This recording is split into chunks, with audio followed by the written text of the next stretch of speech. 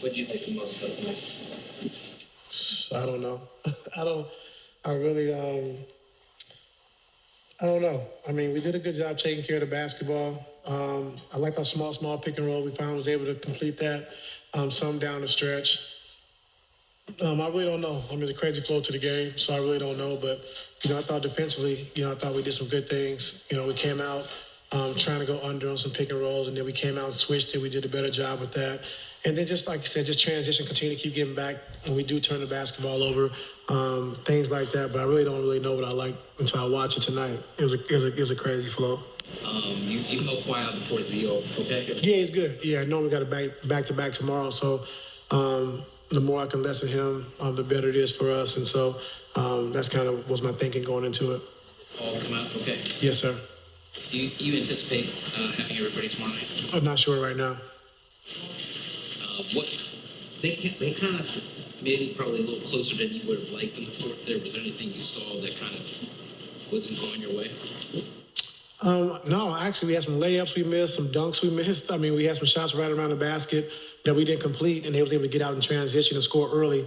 I didn't like the early advance, and they attacked early before we was able to get our defense set, which we talked about, getting back in transition. This team wants to play fast. They want to attack gaps and seams, and we didn't do a good job with that in the fourth quarter. I thought they did a good job of just pushing the pace, attacking early before we can get set, so I didn't like that.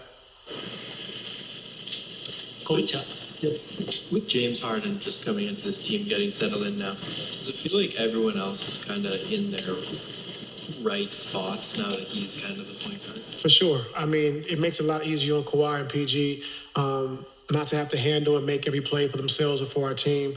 And, acquiring James, it just makes it so much easier for those guys. Easy catch and shoot threes, not having to rely on having to make every play, like they did in the past few years. And so James has just been great. Like I say, he just keeps everybody happy. Gets a couple guys dunks, a couple guys threes, just playing the right way and making the right play and pick and roll. And so takes a lot of, like I said, a lot of grind off of PG and Kawhi, acquiring James. So it was huge for us. Mason and Tice, what are you seeing from them? And kind of what's that adjustment to being out, them getting more close to experience? What are you looking for when you come up? They're all three different. Tice can pick and pop. He can spread the floor by making a three. Mace is a good speed roller. He can get down here, catch lobs, and dunk the basketball. And also just, with DT, he can switch a little bit more. Mace, we can blitz a little bit more. So it's just different, and we just got to get, used to playing with these guys while Zoo is out. And they've been doing a great job. We've been having them do a lot of different coverages, different rotations, guarding different players. And they've been doing a good job, and so we just got to just continue to keep rolling, with what we got until we get Zoo back. But, overall, they've been doing a good job. What's the conversation there? It's a young, resilient team. You mentioned pregame how they want to be up for the challenge. Looks like you're able to get some separation. They come back and you make a run. What's the conversation there as they continue to show their resiliency and chip away? Yeah, just, follow the game plan, do what we talked about. We know they're going to attack early in transition. Miss or make, they're going to get the ball off the floor and try to attack gaps and attack seams and get into the paint. And so, like I said, in that fourth quarter, we didn't do a good job of just getting back, loading to the basketball, making sure they didn't get gaps and seams. And they must have scored in the first 7 seconds, probably 6 times in the fourth quarter, which is way too much, and so it could be a couple more, so we got to get better with that. Coach, more general question. It is said that you are very honest with the players. But how do you get to the heart of the players to motivate them?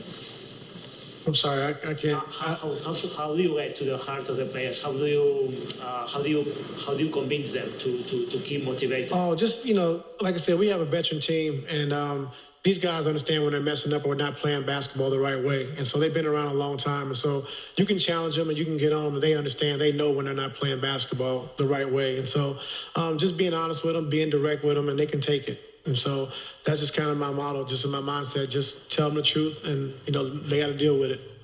Coach, it's 75 career triple doubles for James. How do you react to that number? Great player. I mean, pass the ball so easy, makes the right read, makes the right plays in all the pick and rolls, rebounds the basketball very well. We know he can score, just, all around, like I said, offensively, just, no weaknesses, great talent, can do everything, offensively. And like I said, I'm just glad to have him. Like I said, it makes my job easier, it makes PG and Kawhi's job easier. And, we got a long ways to go, still continue to keep getting better, but I like where we're trending. This is your second straight game with a star that had a triple-double. I mean, you do have multiple players that are capable of doing that, but is there any common thread to why this is happening now in this season? Are they just more comfortable with their roles and being on this team? Yeah, I think being more comfortable. I think understanding our spacing, which I've been talking about a lot lately. When teams are going to double team and blitz, fire, getting to the right spots, making sure we have the right spacing. And we've been working on that for a while now. And so today we still didn't do it, right a couple times, but for the most part, just getting better at the double teams, getting better at the fires and the blitzes. And once we do that, it's gonna be really good for us. Coach, yes, following up the last question, it can become hard when you have to tell a player a hard truth. It can become hard, finding the balance between this and between the not hurting the player.